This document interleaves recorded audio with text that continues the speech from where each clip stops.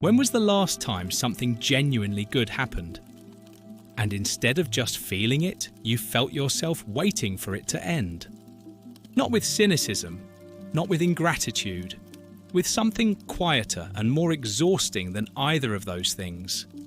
A kind of bracing, a background hum that starts the moment the good thing arrives and doesn't stop until it's over, or until you do something without fully meaning to that makes it end on your terms before something else can end it on theirs. The promotion comes through, and instead of celebrating, something in you goes still and watchful. The relationship feels genuinely good for the first time in a long time, and you find yourself scanning it for cracks, for the thing you must have missed, for the version of this that ends badly because they all do eventually.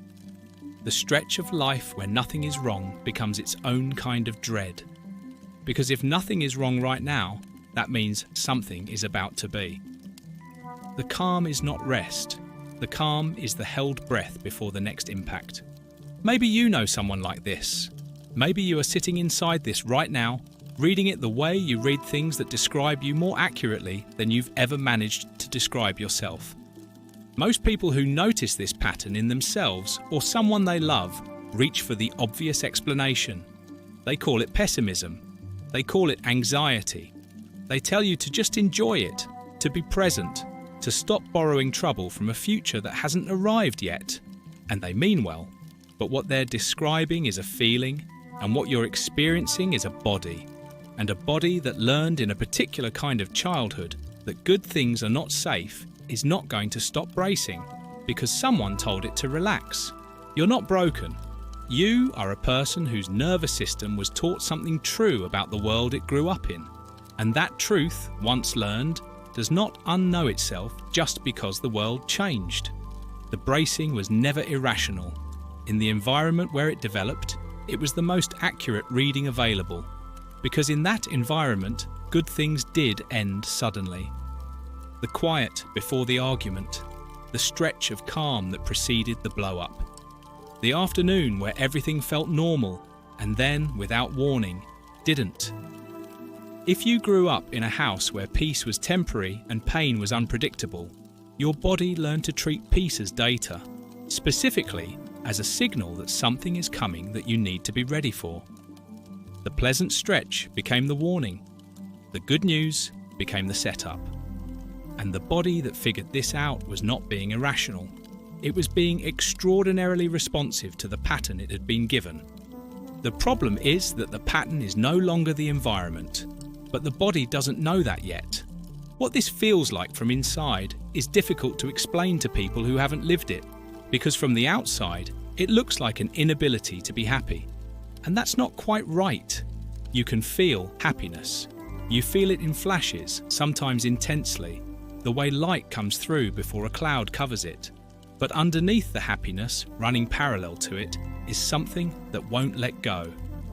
A monitoring, a vigilance that sits just below the surface of every good moment and watches it for the place where it breaks. You become fluent in endings. You learn the specific texture of how good things come undone, the subtle shift in energy, the small withdrawal, the moment when someone's warmth becomes slightly less warm, and you become so good at reading it that you start to see it even when it isn't there. The relationship is fine, and you are scanning it for the early signs of not fine. The job is going well, and you are already rehearsing the version where it isn't. Not because you want to be there, because the part of you responsible for keeping you safe has decided that the only way to survive the ending is to never be surprised by it. And then comes the part that is hardest to admit. Sometimes you end things yourself, not consciously, not with the awareness that this is what you're doing, but something in you becomes uncomfortable when the good has been going on too long without interruption, and it begins to introduce the interruption. You pick the argument that didn't need to happen. You pull back from the person who is getting too close. You make the decision that derails the thing that was working. And afterward, in the ruin of something that had been good, there is something that almost feels like relief. Not because you wanted this, but because the waiting is over. The other shoe has finally dropped, and the shoe was yours, and at least now you know where it is. This is not self-destruction for its own sake. This is a body completing the pattern it was trained to expect. It is, in its own painful logic, a form of control. If the ending is coming regardless, and to a nervous system shaped by unpredictability, the ending is always coming, then being the one who causes it is the only version where you retain any agency at all. Here is where the grief lives in this, the part that the explanation does not fully reach. It is the grief of not being able to stay inside the good things, of watching yourself from a small distance while the good thing is happening, aware that you are there, aware that this is real, aware that other people are fully inside this moment while you are slightly outside it, monitoring, cataloguing, preparing. The good moment passes and you realise you were never quite in it. You were beside it, close enough to witness it, but held back from it by the part of you that was already preparing for its end. And there is a particular loneliness in this that has no clean name, because you look fine from the outside. More than fine, you often look like someone who has it together, someone steady, someone who doesn't get swept away. The vigilance that makes you unable to fully rest also makes you competent and perceptive and prepared in ways that other people aren't. You notice what others miss. You plan for contingencies that other people never considered. You are rarely blindsided because you were never not watching, but the cost of never being blindsided is never being fully present.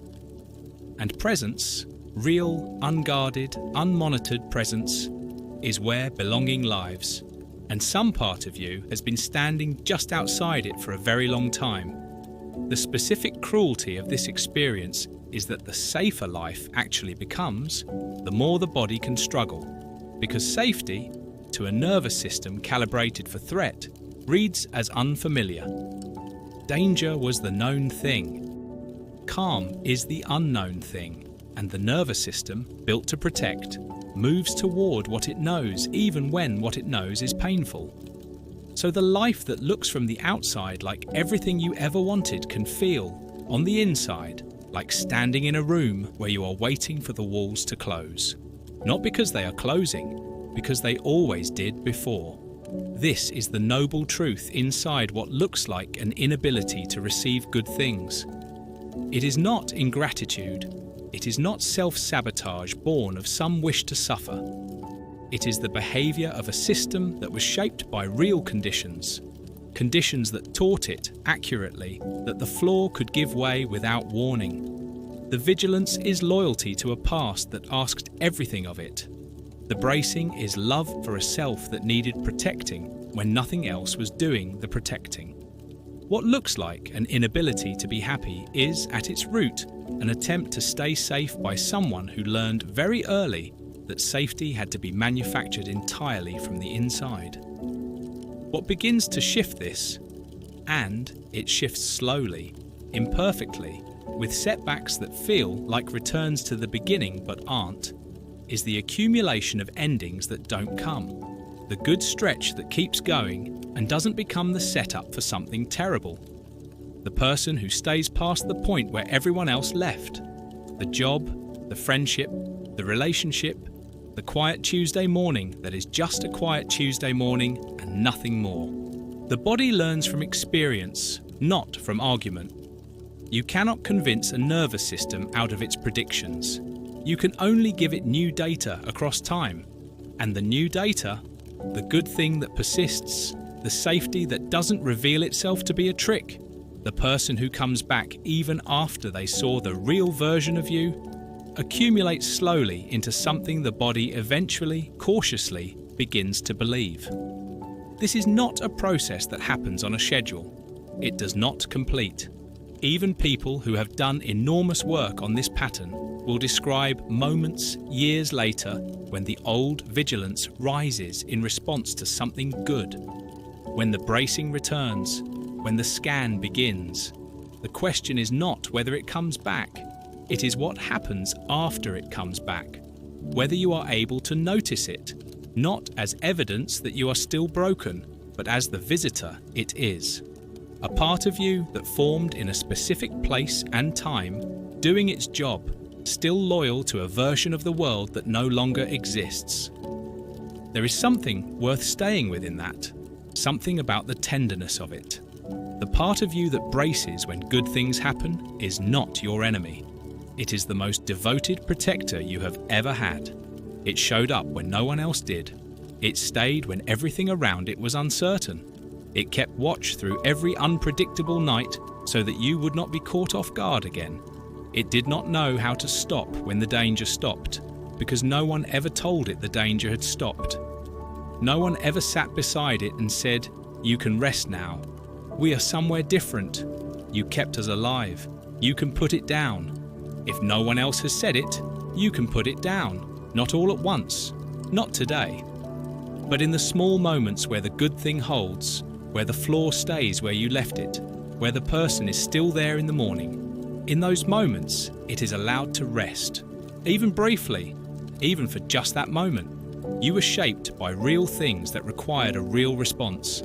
The fact that the response outlasted the conditions is not weakness. It is proof of how seriously your body took the job of keeping you here. And here you are, still here, with the good thing still going, for now, and the floor still holding. If this found you somewhere true tonight, I want to hear you.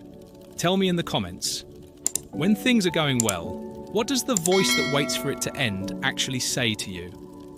Still here, the floor is holding.